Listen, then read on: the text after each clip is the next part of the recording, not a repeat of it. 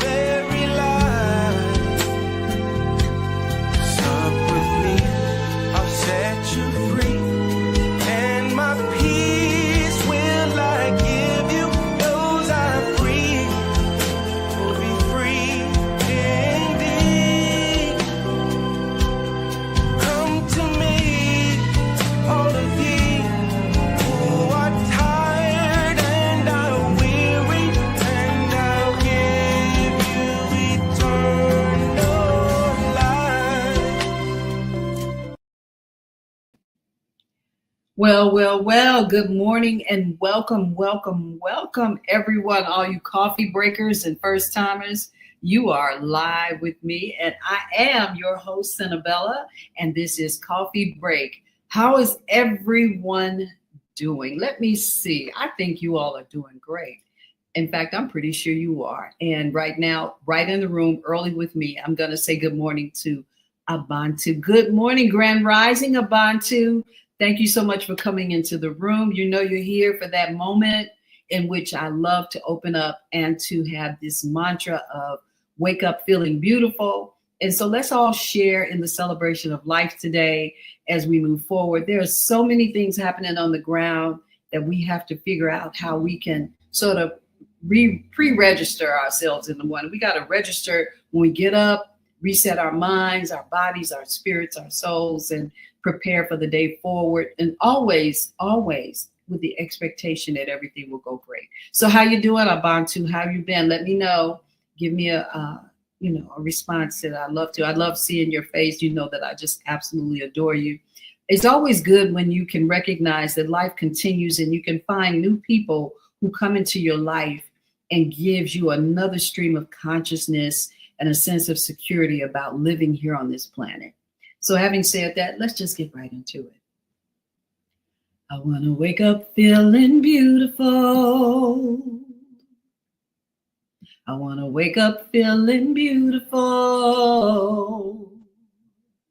I want to wake up feeling beautiful.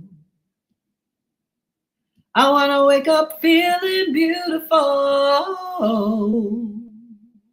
So beautiful, beautiful.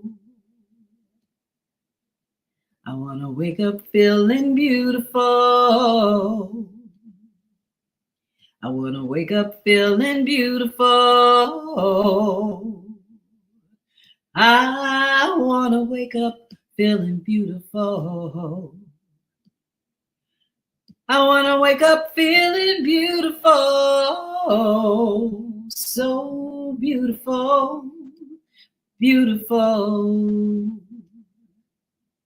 I want to wake up with the joy in my eyes and love in my heart.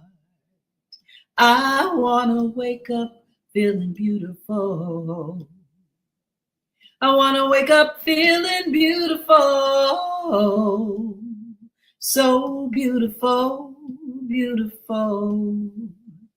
So beautiful, beautiful. So beautiful, beautiful. I want to wake up. I want to wake up. Yeah, yeah. I want to wake up feeling beautiful. Hey, good morning, Asada. What a pleasure to see you here, dear sister. See, we love you. Wake your beautiful waking mantra. I love it too. It's such a blessing to receive something and be able to share it. It's so good to see your face, Asada. Always my strong sister and supporter. My little young sister, actually, she's like I'm her mama kind of person in her life. But it's always my blessing to see you here. Thank you so much for your support. Asada has a beautiful show here on the Female Solution. And I'm just grateful for being here. She is certainly a reason why I smile every single day. So while we're at it, we're going to talk about what we have coming into the room today. This sister that's coming in is going to really just sort of provide for us a walk through the park of health and wellness. And she's on a serious journey. And her journey is to bring, wellness and health into our lives from another perspective. And her name is Dr. Aveda Bussell. Now, I've always been saying Bussell. I always take everybody's last name, and I think Black folks end up having French kind of names when I finish with them, right? And that's just so wrong. But at the end of the day, it's my good heart intentions, and I want you to know that. But she does all types of things, and I'm not going to try to define those things for her, but she is a professional medical doctor who has, for 19 years, been on this journey to heal our communities and from the inside out. And then now she's taking on the challenge of holistic medicine and healing us with all kinds of wonderful things. And I'm not going to delay it too much as people come into the room. And as I see the room, I want to continue to acknowledge you. Good morning, Bill. How are you? Speaking of medicines, hopefully today you will find Dr. Bussell as someone that you will get more information about how to care for yourself as you're on your journey to healing from that accident that you took on. But look, at the end of the day, the beautiful thing is that what I want to do is to bring in Dr. Bussell so that you all can begin to meet her, know her, and to fall in love with her as I have and all of the wonderful work she's done. I met her at a seminar, a symposium that was done by Dwight McKee, and I helped him to produce it and end up speaking on it as well. But wow, Dr. Bussell was there, and she turned the room upside down with her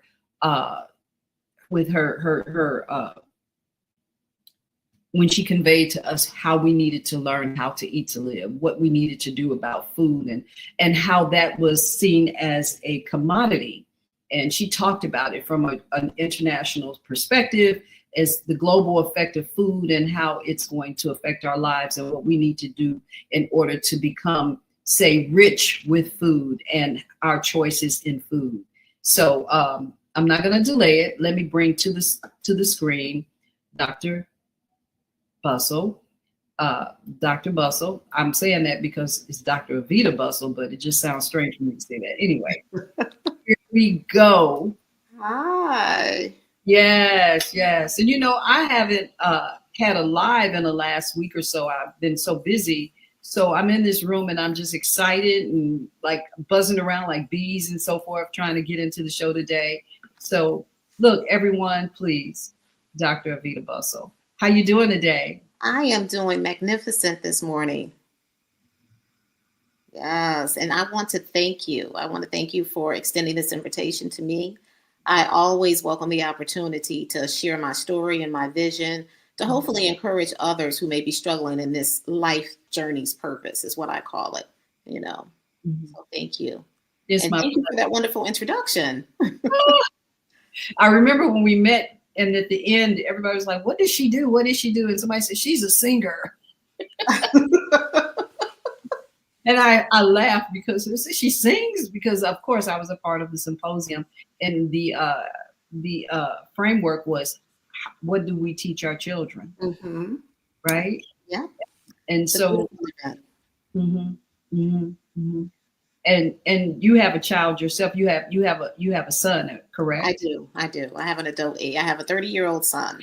That's like hard to believe. You don't look like you have a 30-year-old son. Thank you.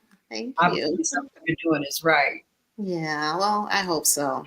Hmm. I hope so. It's work, but it's primarily. I tell people it's primarily diet and lifestyle. We're living in some tough times right now. Life is stressful. It's hard. The best thing that we can do is build that foundation of wellness. That's the best thing that we can do. It's going to help to ground you. We're going to talk about it a little bit more, but that's one of the key things to maintaining at least a youthful spirit. Yeah.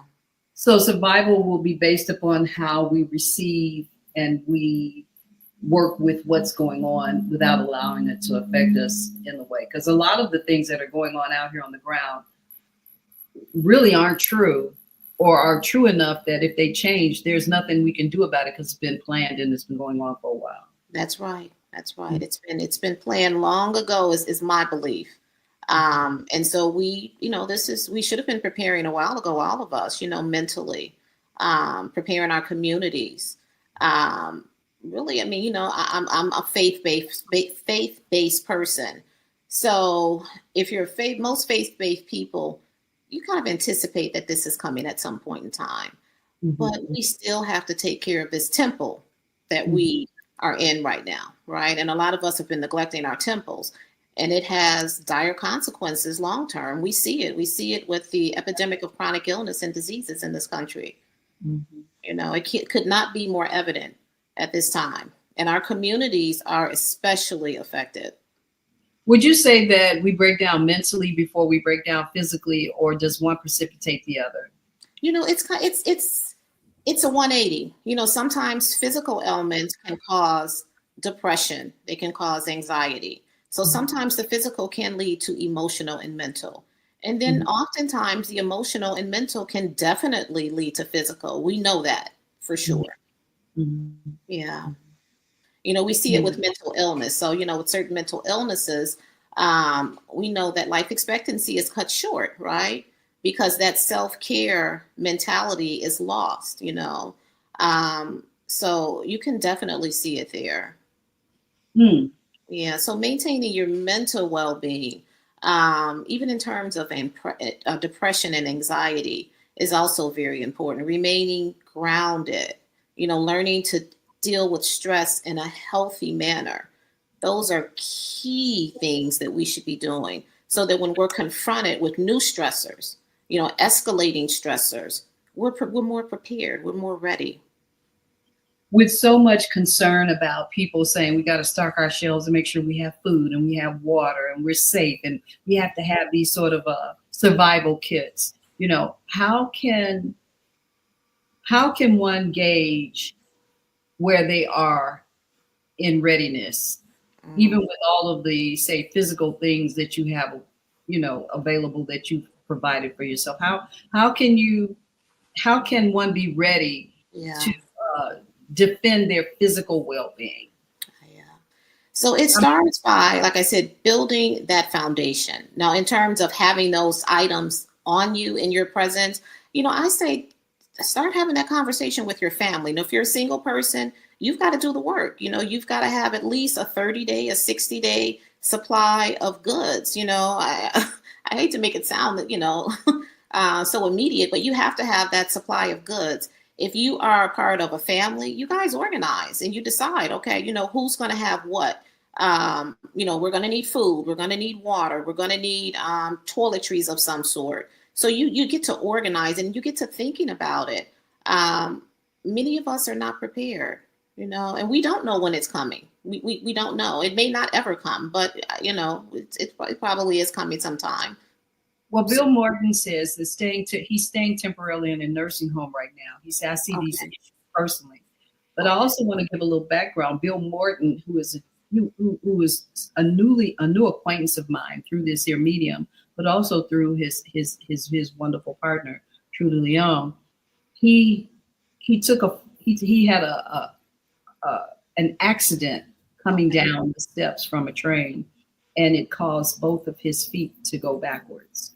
Oh, And wow. so they have been, I imagine, realigned. He can correct me on any of those. But now he's staying in the nursing home as he recovers. But he's a this man. This is a person who was a civil servant, an alderman in Rogers Park, working on the board, and he had just actively And he's right now back to work doing stuff, which is really amazing to me, his resilience, which I think that's what we're talking about, the resilience of spirit. How do we survive these things, like, what's going on? And like being here this morning, Bill, I see that as part of your well-being, that you're still actively engaged in life, that you haven't walked away from everything, sort of this woe is me, I feel sorry for myself.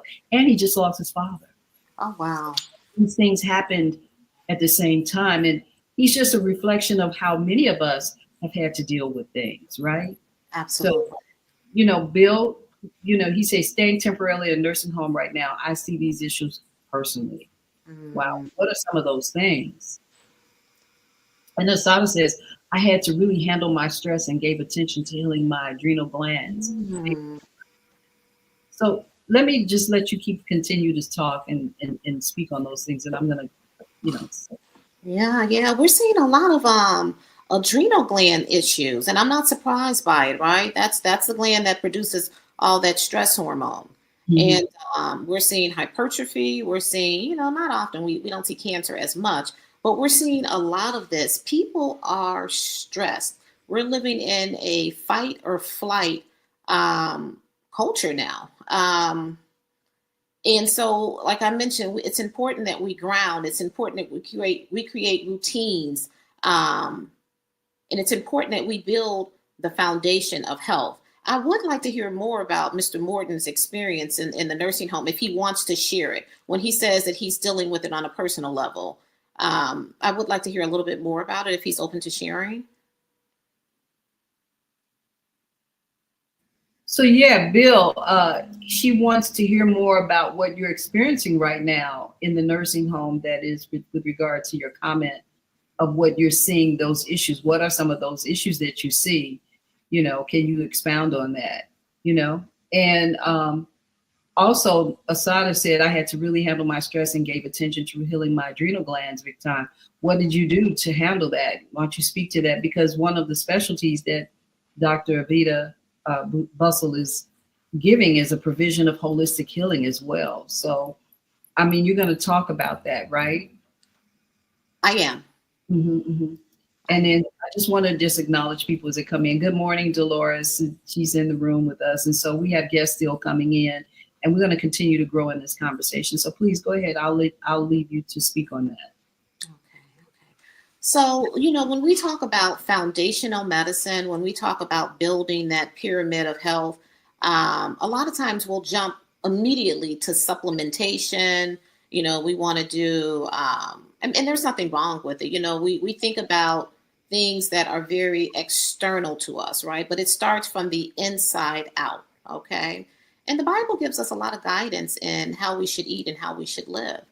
Sometimes we want to ignore the Old Testament, the Mosaic laws of, eating and caring for ourselves, but it still rings true today. So when we talk about foundational wellness, we're talking about diet and nutrition, right? What does your plate look like? Living people eat living foods, right? So a lot of what we're eating is not food. I think I spoke about, and I'll mention it again, how a lot of the foods that are sold here in America are not accepted overseas. They don't want it, okay? Because they know that it's not healthy. A lot of it, some of it's carcinogenic. It has carcinogenic ingredients in it. The second thing to think about, the second most important thing to think about, aside from diet and nutrition, is going to be hydration, okay? And so I'm still amazed at the number of people who tell me they don't want to drink water. They don't drink it. They're drinking, I don't know what they're drinking, coffee, tea, milk, soda pop, you name it. But water is your vehicle of transportation in your body. We accept in water. You have to drink the water. And so we get into this whole dialogue about, well, should it be distilled, purified? I'd say just don't drink tap water. My personal preference is distilled water and spring water, but we should be drinking half our body weight in ounces every single day, unless you have some type of water restriction. That's what we should be drinking. I'd say the next most important thing is going to be movement, right? We need to move. We need to stretch. Lack of exercise and prolonged sitting changes our body's posture. It changes our structure. It impacts our biological functions. We don't really think about that. a study was done where it showed that prolonged sitting is the new smoking. Okay. What did you just say? Prolonged sitting is the new smoking. Prolonged sitting is the new smoking. The new smoking. Yes. Yes. Wow. Yeah. Yeah. It just sits still, do nothing. Yeah. Wow. Yeah. You're not moving. Things are just static. Mm. Yeah. We need to move to increase our circulation, increase our lymphatic flow. Our joints need movement for lubrication. Okay. Yeah. So it's very important. I never thought of it the way that you just said. The Mhm. smoking, it's a replacement for cigarettes. It has the same impact on the body. So Bill is chiming in. He said, yes, that there's depression, pain management issues, physical disabilities. He says some CNAs and rehabilitative staff are not interested in their jobs, and they do not look at myself or other patients as equals. So he's talking about the disparity of care and that level in the nursing home. But before I close out and say this, there's also what you said about food, right? And I know in nursing homes, the food is like the worst in the world for them. So how people in long stays in nursing homes are not being rehabilitated, not truly. No, they aren't. They aren't. They aren't. And when we think about healthcare, we like to think about it as being a charitable organization, a nonprofit organization, but it is a profit-driven entity, right? And food counts, all right. So they're not, they're not heavily investing in organic produce, and the diet is not ideal. I've had family members in nursing homes, and we ended up having to bring in food on a near daily basis because the food wasn't good. Not only does sometimes, and I'm not saying this is true for all nursing homes, but sometimes does it not only taste bad, it's just not good for you. And so I see them bring in a lot of outside food in from like restaurants and what have because they're still trying to deal with the quality of taste. Yes. And they're lonely and they're by themselves and they're not being heard and going through so many things. So he says mental health issues on the floor, and like that whole nursing home thing is just, that's just, oh my God. It's a problem. It's an issue and it's a problem. And remember during COVID, and I'm sorry, during COVID, our seniors and people in nursing homes were locked in. And so here we are at another place where we're about to deal with this same kind of dynamic. How do we protect and value our family members who are in these facilities? How are they going to be cared for and secured? Well, good question. So if you have got the resources and the structures to bring them out, you bring them out, you bring them home. That's my first recommendation. Do you have to have them, or should you just care enough and create it as you go? I mean, really, what's the real option here? Because once you leave them in there, it might be worse than anything you could bring them home to. Absolutely. Absolutely. I mean, I'm not a fan. I mean, I know that I've had family members in nursing home settings. I've had them there. My preference would have been to bring them to my home. It just unfortunately didn't work. So what my family did was we went there every day. We rotated. Someone was there every day for a few hours. We called. We made it known that we loved our loved one. We talked to the nutritionist and the dietitian about what else can we offer food-wise. We brought in fresh fruits. We did all of that. It's work. So, I mean, you're going to sacrifice on one end or the other. I would say if you can bring that loved one home, bring them home. Bring them home. It's just a big deal. Asada says, she says, I go to a nutritionist and take natural things that have successfully calmed them back down. Ah, beautiful. So, Asada, say what it is did you state what your problem was before you said what your actions were to resolve the issues you had? I think she did. I'm going to look at it. It was an adrenal issue. Yeah. And so I think she also had a stroke. You can correct me if I'm wrong. So it's been a journey, but it's really beautiful when you see someone take a proactive approach to their health care. And so I'm going to leave this window to you for a minute and talk about those proactive approaches and things that we need to address without my interruption. It's okay. So let's recap a little bit because I am a supplementation girl. But I tell people now, we kind of left off with I think we talked about diet and nutrition. Living people eat living foods. We talked about hydration. Water is the vehicle of transportation in the body. We are 70% water. We need to be drinking half our body weight in ounces every day, unless we have some water restrictions due to kidney or heart issues. Movement. We have to move for our lymphatic system, for our lymphatic and our circulatory system. We now Studies have now shown that sitting is the new smoking. In fact, they have attributed a sedentary lifestyle to the onset of several, I think it's close to 30 chronic diseases. That's crazy. So we need to move every day. And movement doesn't mean you are doing a Jane Fonda workout. Just get up and walk. Every hour, get up and move get up and move for 10 minutes. Okay? So movement is very important. The next one that I'd like to bring up is sunlight. Now we're getting ready to enter the winter months, right? So we're not going to get as much sun as we normally get. And this is the season when a lot of people, many people develop what we call mood dysthymia, or a little bit of depression. That's the impact of not having more sunlight. Sunlight is essential to us. We are sunlight people.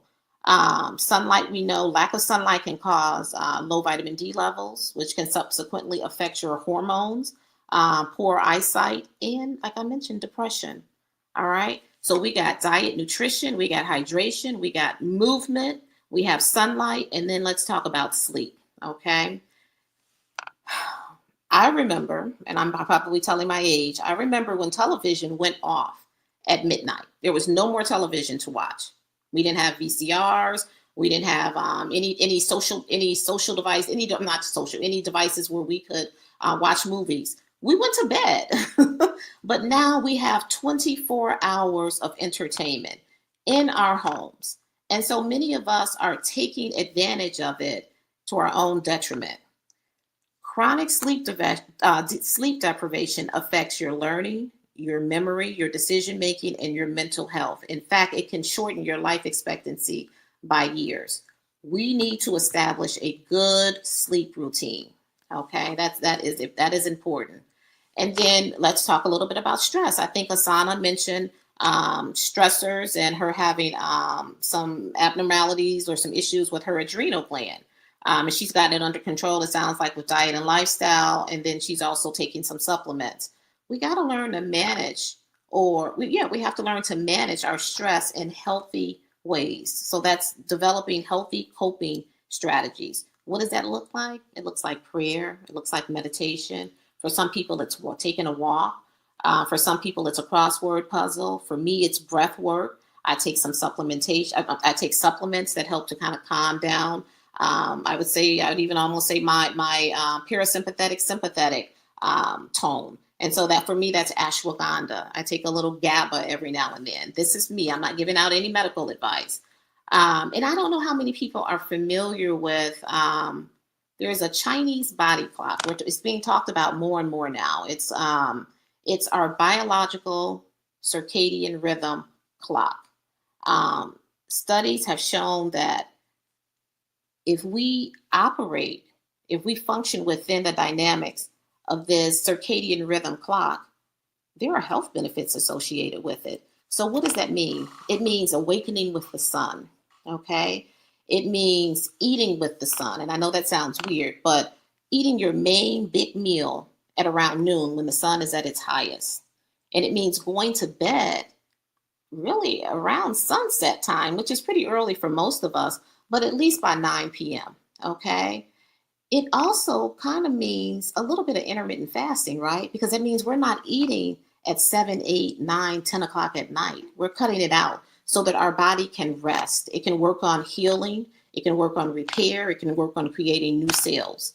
So the circadian rhythm is something that I think everybody should expose themselves to. You can Google it. It's the Chinese body clock. It's the circadian rhythm clock. Google it. It's another, and it's something that I've added to my Wellness Foundation program. Another bit of advice that I'm telling people, I've been telling for years now, stop using the microwave. Stop microwaving your food. You're not getting any nutrition from microwave food. And so that's in your home. That's when you go out and eat restaurant foods. A lot of times they're nuking your food to rewarm it. It's you have no nutrition. There's no nutritional value in it. And it tastes awful. And it does taste bad, right? I just want to go back to the circadian rhythm. Yeah. We did a big thing on television a couple of years ago, which I actually found out about it before then, and recently started signing on to it. And I know that Asada walks every day now, and she's right at the beach. But one of the things they say is you take your shoes off and reset and rebalance you reset your body standing in the sand on the dirt. And 30 minutes of that can give you a completely new overhaul to your physical well-being. They said it improves healing and everything. So if we just start to take into consideration some of these things that you're saying, like I love this idea of eating with the sun, right? So I'm an early person, and I enjoy sitting at my table, which is right at the window, and having my food while the sun is flashing in the house. But I never thought about it in terms of my well-being. But you did say something else that made me aware, was that how, oh girl, it's just so much. I can keep going. I'm not. Let's talk about it. Something. So I just want you to know that they're chiming in. Henri Salas Chiller says, when my mom was in a nursing home, we visited her every day. The only meal we missed was breakfast because visiting hours didn't start until after 9 a.m. Bill said that Trudy some days can only visit for 5 minutes due to her very busy schedule time and responsibilities. But she sometimes gets here at 7:45 p.m. Visitors must leave before 8, but she also brings him meals. Oh, beautiful. He has a support system. Yes. And without the support system, these are things that we're discussing here, you're sharing with us today, that we can do without a support system. Absolutely. Even if where you are in a nursing home, you can go find a window to sit in where the sun is, right? Yeah. You can ask to be taken to a room where there's more outside area in it, and it helps you feel more socialized, correct? Yeah, absolutely. In fact, they did a study that showed that people in the hospital who had beds that were closer to the window did better. They got released sooner, their recovery time was faster. And that's through a window in a hospital. You know, that's the power of sunlight. But absolutely. Wow, it's amazing how much simpler healing is than we think of it. We think of it in a bottle with pills. We do. We think of it at a point in time to go to the doctor. And unfortunately, a lot of our parents and our older sisters and brothers are not well and living off of bottles. Yes. I know you're a medical doctor as well as you're going into you're practicing doing other things. So why don't we talk about that, a little bit more? Okay. Like, one, how is it that you came into medicine, and why, and how has that affected your life as a result of that? Okay. Well, you know what? I grew up in I had an interesting home dynamic. My father was a vegetarian. He juiced, he was juicing before it became popular. My mom would do these 21-day fasts. So I came up in a kind of, almost a unique kind of home environment. And so that vegetarian mindset stuck with me. I did go through a phase where I consumed animal products. I've been a vegetarian now for many years. And I do fast, as often as I can. It's become more difficult, honestly. But I grew up with that background in mind. Now, I really didn't start considering medicine until in my late 20s. I was somewhat distrustful of our medical system because of the horrific experiments that have been performed on Black people. I considered other things like journalism and teaching, and then I ended up getting a bachelor's degree in industrial engineering. And although leery of the practice of medicine in this country, my interest in science and medicine just continued to grow. I ended up researching and considering other healthcare fields like chiropractor care, but it was very, very limited. So me and traditional medicine would have a weekly showdown, and I'm not kidding, for years. It like haunted me. Medicine, I felt like, was always staring me in the face and saying, come on, come on, come on. And I had a lot of reservations. Like I said, I grew up in a kind of a holistic minded household, and I had taken on that personality.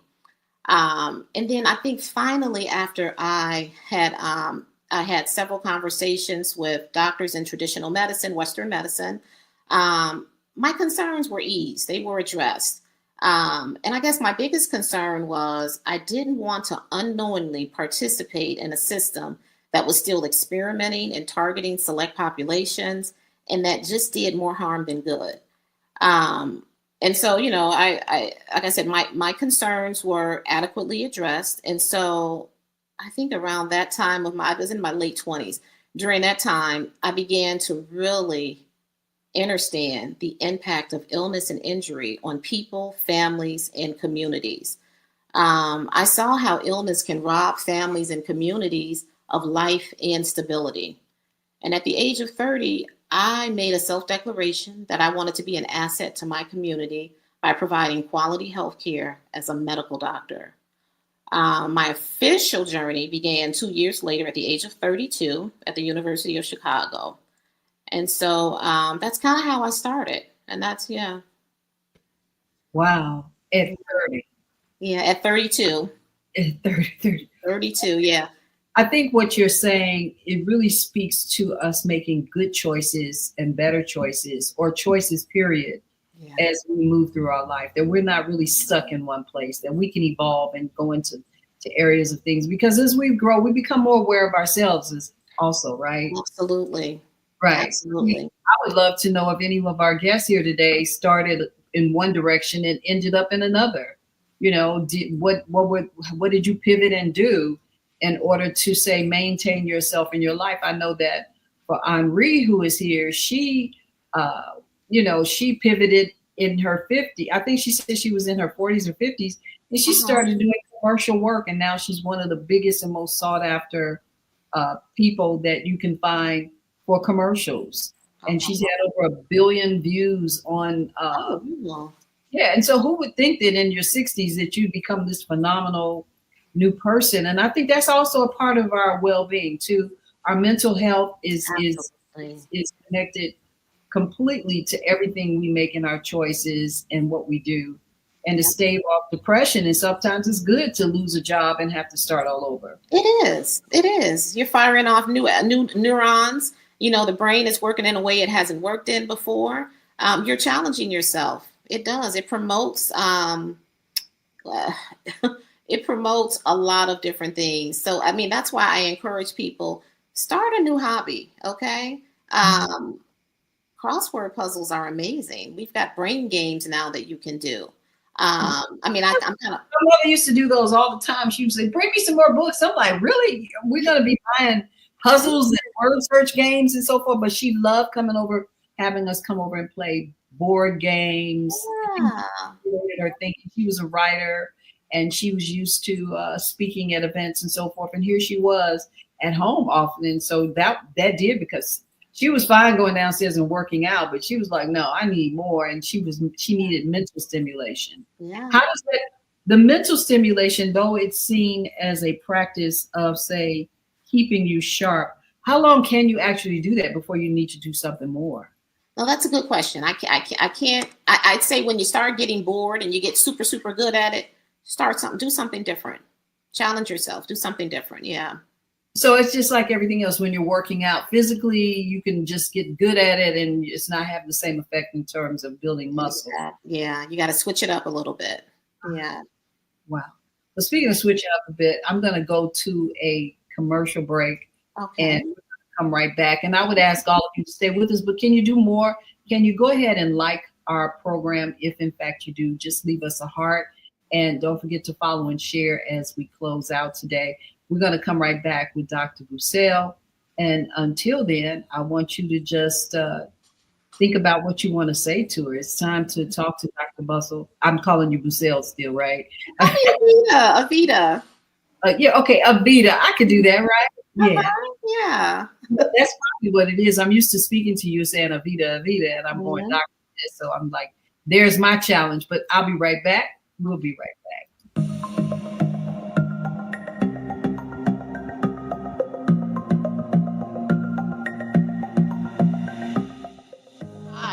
I'm Barbara. I'm Cheryl. And I'm Naima. We're three Black moms. And in case you didn't notice the resemblance, we're also three sisters. We're going to be coming to you every week, sharing our successes and our mistakes as we navigate our lives as moms, wives, sisters, daughters, and of course, Black women in today's world. We'll talk about it all: race, politics, religion, economics, culture, and we'll take a look at everything from whether or not to use corporal punishment to how do you teach your children about sex. Look for our upcoming book, Growing Up Charles. It's a personal story about our lives growing up in Maple Park on Chicago's South Side. I'm Barbara. I'm Cheryl. And I'm Naima. We're three Black moms. Follow us on Facebook and subscribe to our YouTube channel, Three Black Moms.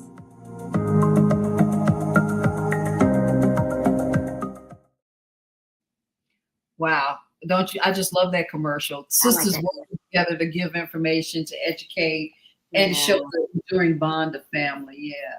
Isn't that great? Yeah. You know, as we were out, Henri came back and she said, I was 58. That's when she said a bold change that was led by my Heavenly Father, and it worked out. And she not only is that so, but that's the thing that's so beautiful about it. And at this point in my journey and meeting people or reintroducing myself to people who have been in my life for a very long time, has really given me such an anchor of well-being and happiness and things that I look forward to. So I would encourage people that new friendships are important. Yes. And, you know, so even where you are in a nursing home, even where you are in just sort of living in sort of an isolation, you can reach out and find a new conversation. And it's so important right now to stimulate yourself with this here. And it's a courageous thing to do because you have to trust who you're talking to, right? And everything says now we shouldn't trust anybody and anything. I mean, I can't tell you how many times my bank account has been gotten into. I'm like, are you kidding me? You know, I walked into the bank and they had something on screen saying if you had a problem with your account, it's gonna take 30 days. I'm like, 30 days to get my money back? Are you kidding me? So I created a relationship with my banker. I love it. Oh, really? Okay. Well, you will be hearing from me. Hey, how you doing? You know, Bill, whatever. It's just me calling back, trying to figure out if you all decided to give me my money back. I mean, you know, can you, like, for real. It got to a point my communication was so normal for him that he had me come in and sat down and showed me how the web works against me and how they can see it. And helped me to know how to instruct myself better in the challenge of my online presence with my money. Yeah. And taking your cards down, not leaving your cards up when you pay a bill. Take them down.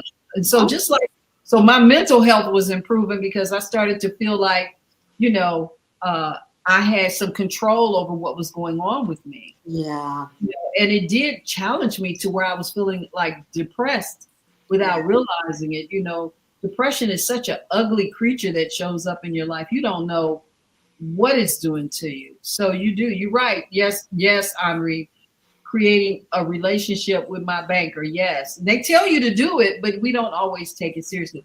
Just like they tell us to create a relationship with our doctor.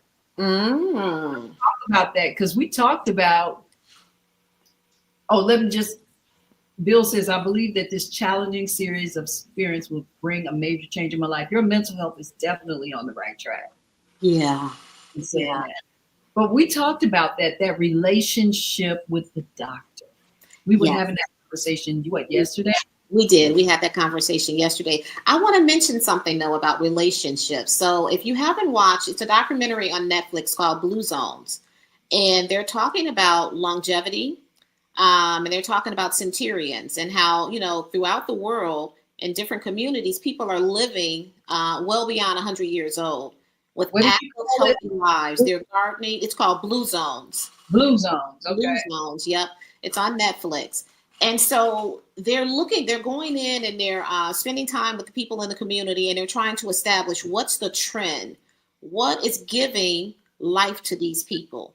And so a lot of what we've discussed is, they incorporate that type of lifestyle. They have that type of lifestyle. But every now and then you find someone who smokes cigarettes, just an anomaly within that population. But the key factor that they identified was relationships. So within these communities of centurions, and there were, younger families also, they had fostered and developed relationships with one another. They supported one another. That was the big factor. And even within the family unit, there was a close family unit. We are communal people. We need each other. We need those relationships. Yeah. Yeah. So I just wanted to say that. And part of what is enriching me also in this point in my life, and I'll just say this honestly and openly, I always knew people of other races and said they were friends, but now I have people of other races who are close acquaintances, which is different. And I have a real interest in who they are. Yeah.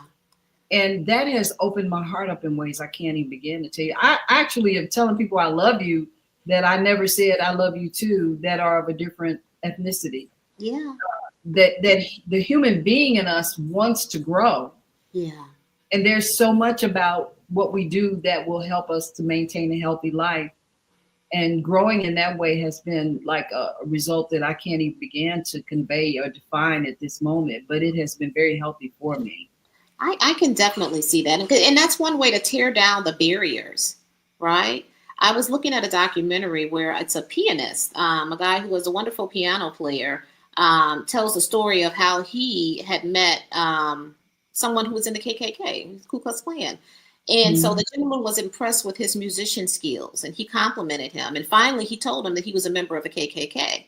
And the pianist, the musician said, I can't believe it. I mean, we have so much in common. We are having a wonderful conversation. And they developed a friendship. And that gentleman walked away from that organization. And so the musician decided, I'm going to make this one of my missions. I'm going to make it my mission to do this. And he did. And so he said over the life of his career, he claimed he met 200 Klansmen. And that relationship that he developed with them influenced them, encouraged them to walk away from that lifestyle. So we need relationships with people inside and outside of the community, is my point. Yeah. Because we never really know where we're going to end up one day and what we'll need, Here's Donna Murray is here. She says, Blue Zones is a powerful series. Hey, Donna. I love that the communal facets of our humanity is the secret sauce. Yes. I never let the world tell me on one-on-one contact did in fact bring me healing. Yeah, one-on-one contact does bring you healing. Yeah. There are so many things that have kept us separated. I think at this time it's important to kind of talk about the separation of races is part of what is wrong in our lives. And the separation of races makes it easier for us to separate from our families too. It does, right? Separation as a normal thing. Like you get to choose to not be a part of something. Eventually you're not part of anything. That's true. Yeah. Yeah. You separate yourself right on out. Yeah. So how much do you in your practice have conversations with people when they come in and talk to you about things that you encourage them to do some of the things that you've spoken of here today? I mean, you're moving in many new directions as well. So let's get into that a little bit. Yeah. So that is my practice. That is my mantra. That is preached to anyone who I've seen. And to be honest with you, I kind of feel like I have a problem because I'm pretty much friends with all my my patients and my clients. I can't see providing that level of intimate care for someone and not developing that kind of relationship. So I feel like I have very good relationships with my patients. And I think that eases some of their stress level when it comes to interacting with a provider. A lot of people don't feel heard. their concerns are not always addressed. And I think that it's eased a lot of that. Sometimes that's a part of the healing, knowing that you got a provider that you can trust that's listening to you. I think that this part of the conversation is important too, because we did talk about that relationship with the doctor. Yeah. A lot of people talk about going to the doctor all the time, but they don't really know their doctors, and the doctors don't really know them. Everybody's bedside manner is different, the patient as well as the doctor, right? Yeah, yeah. So how much of a benefit is it to the doctor and the patient to have a good communication, and how much does that help them in diagnosing them? Oh, you know what? It's very important, and it's textbook. We're taught that in medical school. But the truth of the matter is that the system doesn't allow for it in many ways. If you are an independent practitioner running your own office and you can make your own schedule, that's great. But if you're working in a corporate medical type setting, you don't have time to, unfortunately, oftentimes you don't have time to foster that kind of relationship with your patients. It doesn't mean you can't have good bedside manner. It doesn't mean you can't listen, but the time is really an issue. And it's unfortunate. And the system is designed that way. So how much time is actually allocated to each doctor? And so what is a standard amount of time you'll spend with a patient? And when is it too much time? Okay. So for myself, let's say, for instance, in the emergency room, we were expected to see on average anywhere between 3 to 4 patients an hour. That doesn't sound bad, right? That's roughly 15 minutes, right? But if you're dealing with an emergency, are you going to spend 15 minutes with the patient? Absolutely not. Okay. You may need to dedicate an hour. So that means somebody's going to get cheated out of their time. Okay. That's in an emergency room type setting. Now, in a clinic setting with your primary care doctor, for instance, it's about 10 to 15 minutes. So we need to take advantage of all those minutes when we're there. Absolutely. And because there is no magic formula for what responses there are to what may be going on with you, right? Absolutely. There's no response. Yeah. So for someone like Bill, who's in a nursing home, and what would be optimal for him to do in terms of his communication at that level of care? Okay. So when he's interacting with his nurses, his case manager, and with his physician, is that what we're? Yeah, all of it. Got it. Yeah. So a lot of people to interact with there. Yeah. So you can be effective for himself. Yeah. So create a list of your concerns and your questions and present them. You can present them to your nurse, who's going to be your biggest advocate. You can present it definitely present it to the doctor. You should have a case manager. Voice your concerns and make them known, and have your family members do the same. You can do it in writing so that no one can say that you never voiced these concerns to me. Ask about dietary modifications, and is there an opportunity to do it? Is there an opportunity for me to have a bigger selection? Can I get some more fresh vegetables? Can I get more water? Ask about those types of things. Like you said, create relationships with people in there. I don't know if he's in a room by himself, if he's in, a shared room next to a window. Find out what activities are being offered. And, consider participating. I know that some people, like myself, I was so ignorant until actually we also know some of the same people. And so there's someone in a nursing home that we know. And I spent a lot of time going to see this friend. In fact, I spent 3 or 4 days out of my week going to see this friend. And it was at that time I realized that a family, one of the things that you have to create when you're in situations like that is to have family and friends come to visit. You got to use your network. And even if you're not in a nursing home, and with Asada and her healing at home, and I hear her speak oftentimes about what she's doing and how she may need some kind of interaction. And she's very fruitful in her life, but healing is a process, and it will require some maintenance and being at home or in place. And so we do need to create relationships that are diverse, and we need to have those relationships work with us. I had a friend tell me her daughter had a breakdown because she was having a mental breakdown, and they had to put her in the psychiatric ward. And it became who's going to go and see about her. And so it does take a village of people. A village can be 2 or 3 people, It can. you Yeah, know, but we all need to, one, share with each other what's going on, we ask, do. ask for some help, correct? That's correct. Take those situations where we can have people come in, even if it's just a short visit, 5 or 10 minutes. Absolutely. And Yeah. I'm sure we would agree with that, Bill, given what you've said about what's going on. And he says, thank you. Yeah, Yeah. yeah. And John, you're here in the room. How are you doing today? And we're going to close out. We'll take one more question because I want Dr.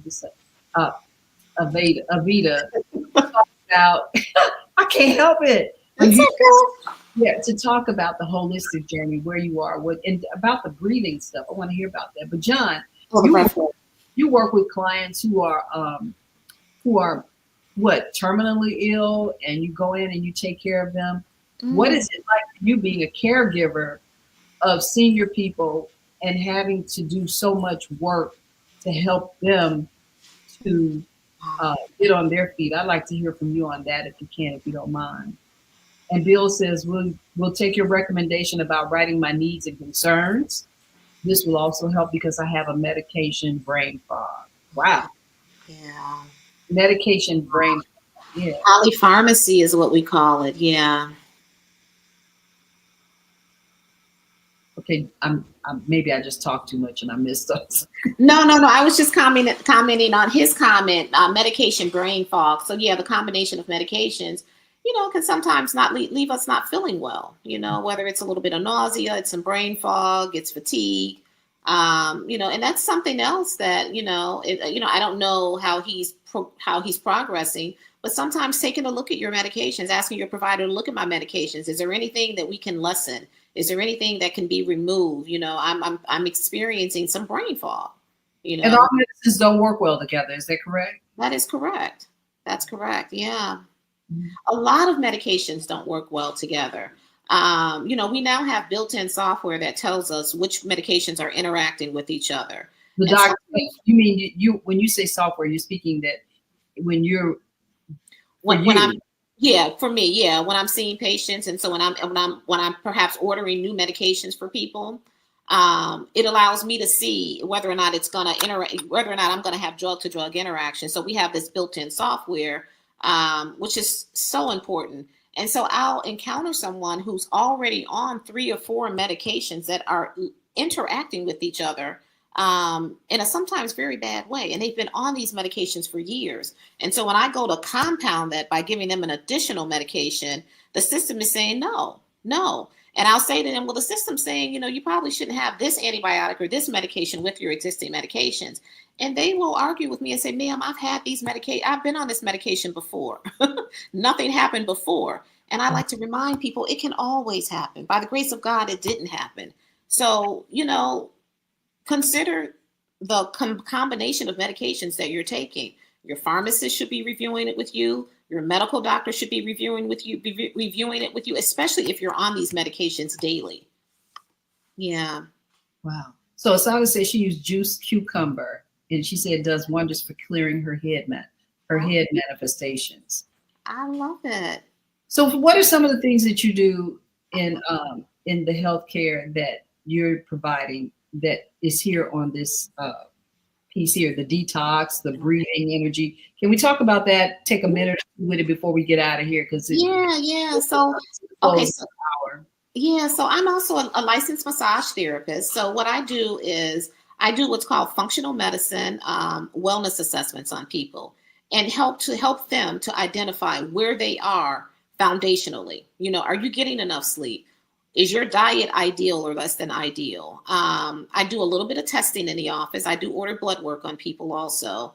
And once I kind of establish where they are, I always start with the recommendations that I mentioned before. I don't just put people on medications unless there's an obvious deficit of some sort. So we start there. Okay, that's the foundation. And then I'm a massage therapist. I believe in touch and I believe in the power of massage. And so that's another intervention that's offered. For many people, we talked about sunlight and people not getting adequate sunlight. I offer something called far infrared therapy. Okay, so it's a way of heating up the body internally, activating what's called the mitochondria, kind of emulating the sun in a way and activating that immune system. And so that's kind of where I am with people. I find that I literally have to start with the foundation in just about everyone that I see. We've gotten so far off the grid because of our culture that we're no longer identifying those fundamental things. Yeah. Well, we have so many comments coming in as we close out. Asada says, I'll use your massage therapy for my daughter. Okay. John says, he's working with a nonverbal man who has autism, another gentleman with Parkinson's. Oh, wonderful. Yeah. He says, basically providing a patient with essential care according to their health issue. I care for patients that have congestive heart failure, a patient cut through pancreatitis. I imagine caregivers in the health field in which he's in, there's a lot of interaction at levels that they probably don't even know to anticipate. So I'm just going to close out with saying this before you have your last say, because we are out of time. We have 101. I think I can go for another minute. I forgot what I was going to say. I think I want to leave the last word to you. Please go ahead. Okay. So, I like to share my vision. So I have a big imagination, and my vision my vision continues to evolve and expand. Right now, I think we are witnessing a transformation in medicine with a demand for more integrative and functional medical care. And I think it's being pursued by people because they're looking for safe, alternative, non-invasive, and non-pharmacological ways to stay healthy. This is a great time to be alive. It always is a great time to be alive. I tell people to educate yourselves, explore what's out there. There is a wealth of information out there. I wish I could share a few resources. I think I have time, maybe Senabella, to share just a few resources if you're not already. Let me see. I had some things I wanted to share. Resources, books. There's a book called Damn Diseases. There's Back to Eden. There's Dr. Africa's book. Dr. Sebi has written, some folks have written on behalf of Dr. Sebi some wonderful information. There's a book called Good Energy. There's Atomic Habits. These are all books. These are amazing books to start with. And then there are documentaries. What the Health, Diet for a New America, Game Changers, Food Inc. Start there if you're if you're just clueless about where to start. And then reach out to me.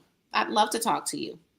Well, one thing's for certain, we have to have you back. I hope you do come back. And we can pick from where we left off, because those are great recommendations. It's a recorded show. You can pick it back up again. Watch it on YouTube. You can watch it again on Facebook, and it's going to be there for us for 30 days on Facebook and always at YouTube.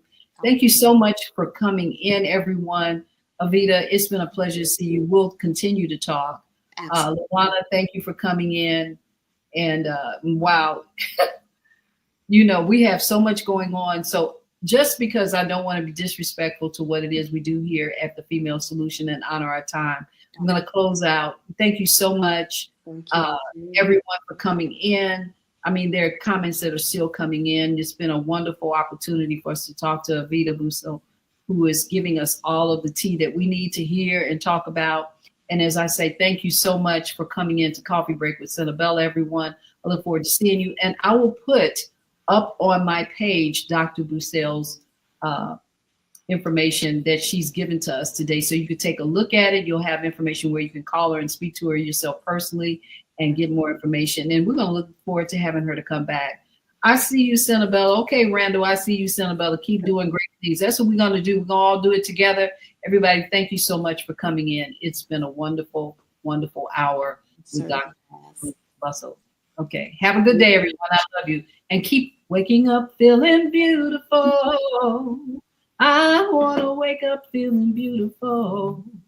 I want to wake up feeling beautiful. So beautiful, beautiful, so beautiful, beautiful. Thank you so much. Have a good one, everybody. Take care. Take care.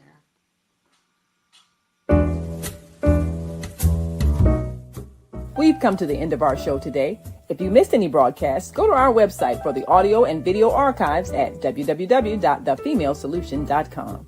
On behalf of our team of radio hosts, I'd like to thank all of you who participated in today's discussions. And to our global family joining us from all around the world, we say thank you.